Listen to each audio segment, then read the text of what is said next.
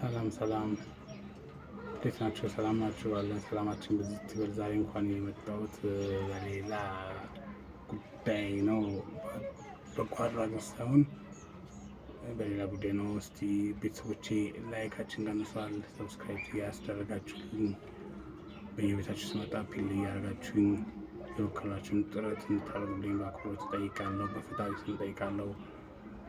ቪዲዮዎችን ደግሞ ሼር በማድረግ ላይክ በማድረግ እንድትተባበሩኝ በአክብሮት እጠይቃለሁ። ውድና ድንቅ ቤተሰቦቼ ታሪኩ ኃይሉ እባላለሁ፣ ከአዲስ አበባ ነው።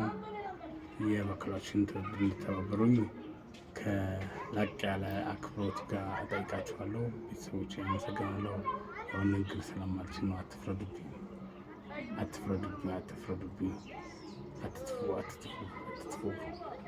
አትጥፉ።